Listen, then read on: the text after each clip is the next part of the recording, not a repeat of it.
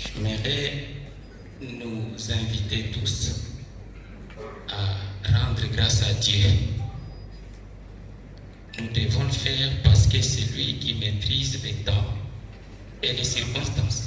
Ensemble, tels que nous sommes, nous allons nous réunir pour donner un coup d'élan à ces projets d'appui aux micro, petites et moyennes entreprises. J'aime toujours le dire très solennellement, c'est lui, Dieu, qui est le maître des horloges et des événements.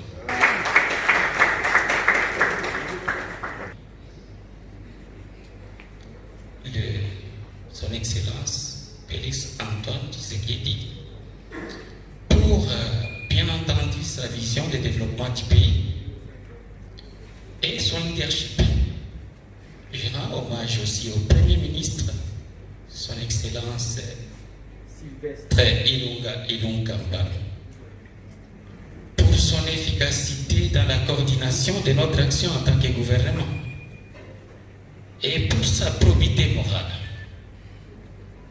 Je rends hommage à tous les collègues membres du gouvernement central représentés ici par le ministre de l'Industrie et nous-mêmes et à tous les participants. Je voudrais rendre hommage particulier aux entrepreneurs. S'ils sont dans la salle, veuillez applaudir pour vous-même.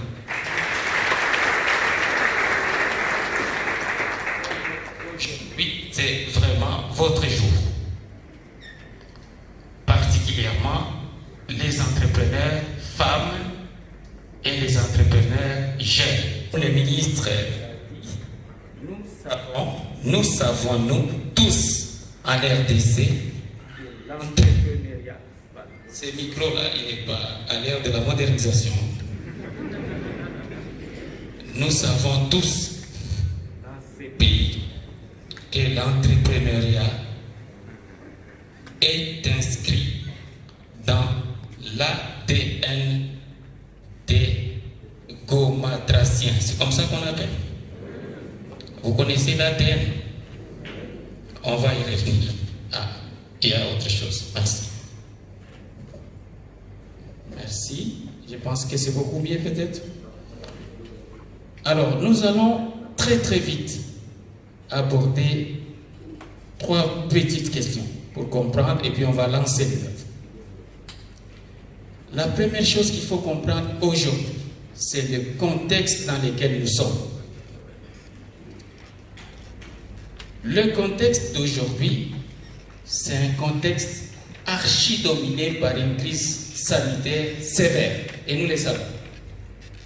Mais cette crise a frappé non seulement notre pays, mais le monde entier. Et cette crise-là, que nous vivons aujourd'hui dans notre pays, avait déjà été précédée par une situation très délicate et difficile en matière d'entrepreneuriat. Donc avant que je ne vous donne quelques indications sur la crise, je vous donne une petite indication sur notre niveau d'entrepreneuriat dans notre pays. Très rapidement, comprenez que nous avons 2 345 400 km², mais opérationnellement, ces pays comptent moins de 10 000 entreprises sur le terrain. Du moins formellement.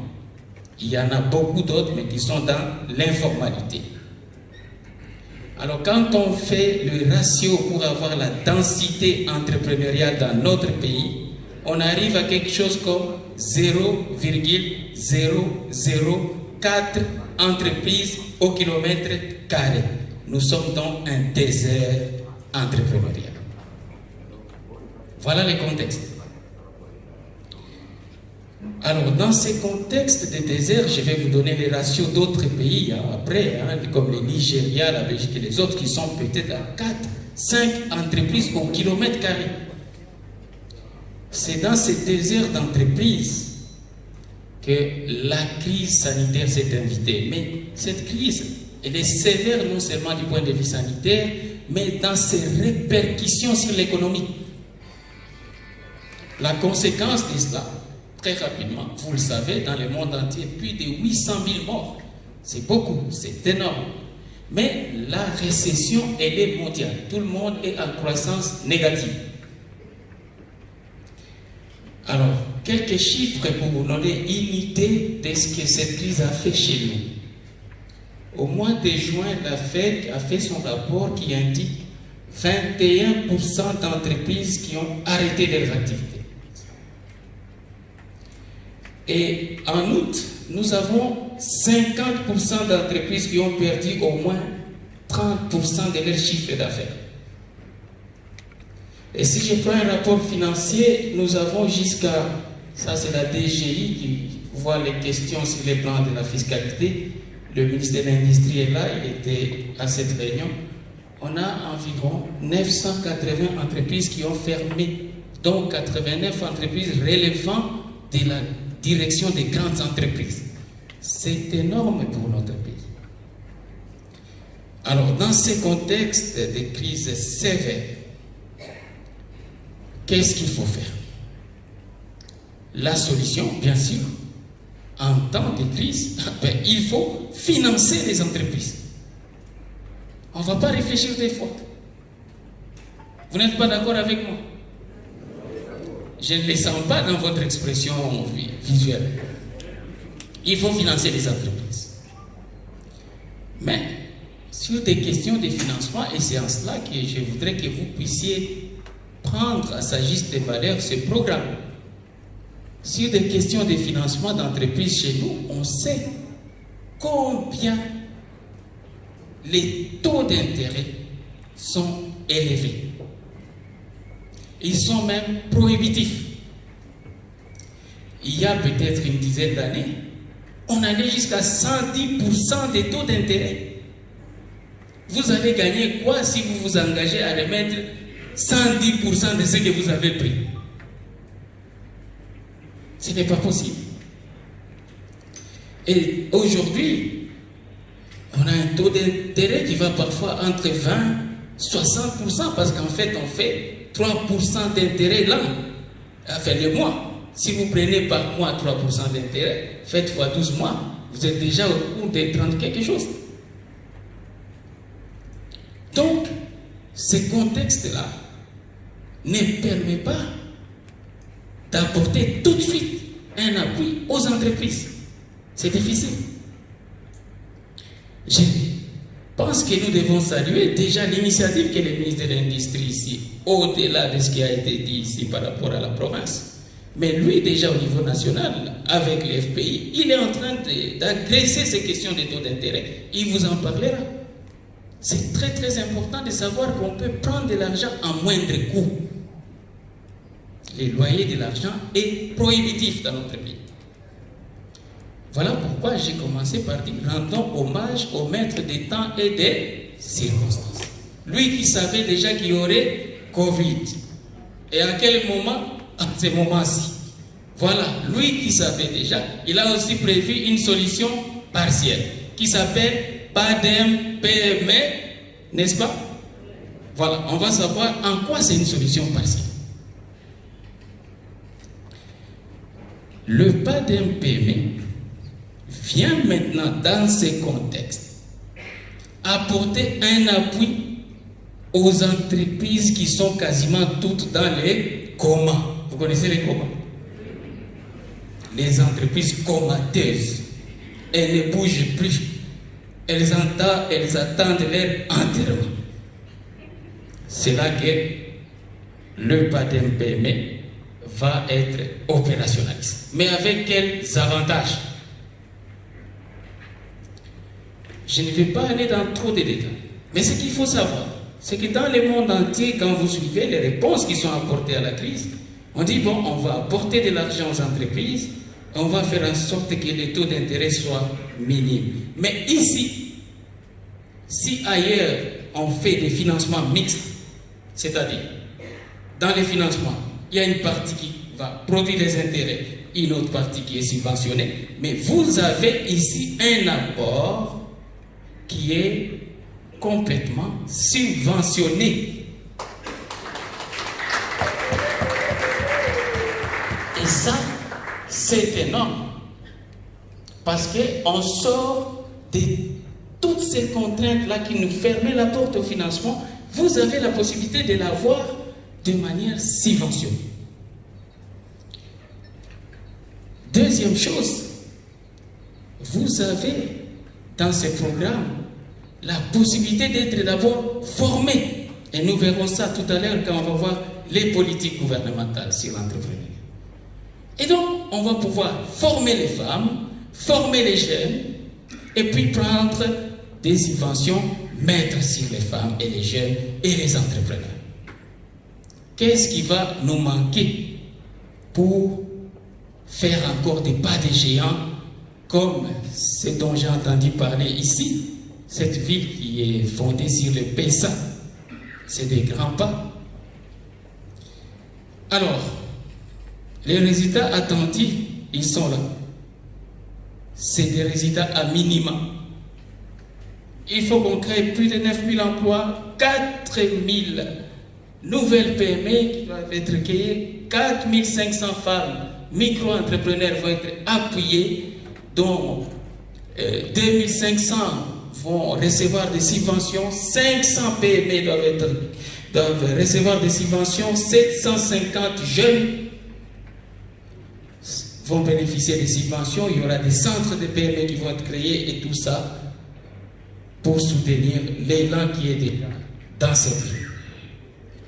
Je voudrais, pour ne pas aller dans trop de détails, vous dire aussi qu'il y a, et on les verra dans la deuxième session, des secteurs d'activité qui sont prévus, il y a des conditionnalités qui sont prévues, mais tout ce que nous savons, nous, c'est qu'il y aura bien sûr pour une partie ce qu'on appelle la COPA, la compétition des plans d'affaires, mais attention, les 4 villes qui sont éligibles à ces projets, Lubumbashi, Kinshasa, Matadi et Goma, sont aussi en compétition.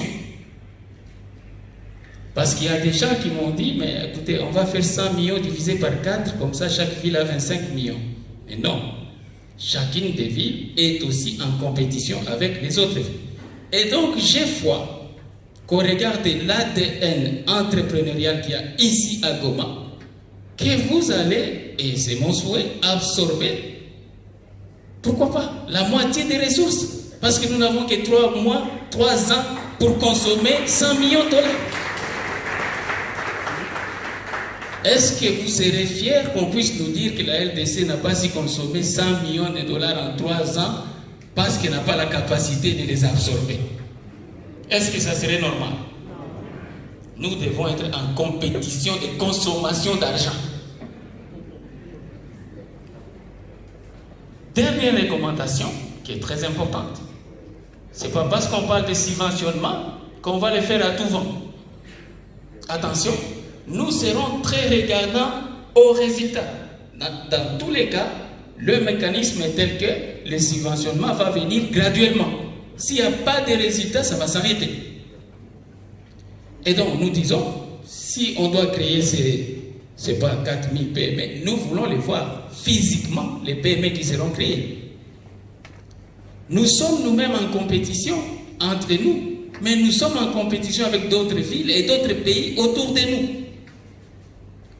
Et nous allons faire en sorte que, sur le plan des résultats, si on doit financer, je ne sais pas moi, la production de ce qu'on appelle les emballages, par exemple, la production d'un jus, et promouvoir ces jus, nous, on voudrait que d'ici 2-3 ans, nos étalages ici dans les supermarchés soient remplis de nos jus. Non seulement nos étalages à nous, à Goma, mais autour de nous. Pourquoi est-ce que ce sont les autres qui peuvent avoir le droit de nous envoyer les CRS et nous, on consomme en masse et nous, on ne peut jamais envoyer ailleurs un jus local made in Goma? Est-ce que c'est normal? Est-ce que nous serons compétitifs si nous ne sommes que le marché des autres? Attention, nous devons relever les défis. Parce que si nous réussissons ce premier projet, qui est considéré comme le projet pilote, le ministre l'a dit, il faut commencer. Vous avez déjà commencé. Nous sommes en train de commencer avec ce premier projet. Il y a nécessairement un deuxième projet qui va suivre. Un troisième, un quatrième. Et je vous annonce que vous avez la responsabilité de déclencher l'arrivée du deuxième projet, qui va porter sur 12 villes. Nous sommes à 4 villes, nous sommes déjà en train de négocier pour 12 villes. Mais la mise en œuvre de ce projet dépend du succès de celui-ci. Donc chaque fois que vous êtes en train de vous dire que je prends une ressource, au lieu de l'affecter à ce pourquoi j'ai pris cette ressource, je l'affecte ailleurs, vous êtes en train de donner un coup de couteau au deuxième projet. Est-ce qu'on se comprend? Et dans ce deuxième projet, il y aura d'autres villes comme Butembo, d'autres villes comme Bukavu, d'autres villes ailleurs. Et c'est ça qui va nous permettre d'avoir un tissu économique qui est vraiment émaillé sur l'ensemble du pays. Et donc, cette responsabilité nous appelle à développer le sens des responsabilités dans la mise en œuvre de ces projets. Et là, je m'adresse à l'unité de coordination. Mes chers frères, nous sommes des politiques. Moi, je suis politique, le ministre est politique. Ce projet-là n'est pas politique. Est-ce qu'on se comprend? Oui. Ce n'est pas un projet de politiciens. C'est un projet des entrepreneurs. N'est-ce pas, les honorables? C'est ce que vous nous avez dit. Alors, si moi, politique, je commence à avoir moi-même 15, 40 PME pour que je prenne ça moi-même, messieurs de la coordination, arrêtez-moi directement. N'est-ce pas? Nous devons faire en sorte que ça soit réellement les entrepreneurs, ceux qui sont et qui veulent s'inscrire dans la chaîne des valeurs, qui puissent en bénéficier. Si un politicien est aussi entrepreneur, nous allons voir s'il est vraiment entrepreneur. Mais ce n'est pas un projet pour préfinancer déjà 2023.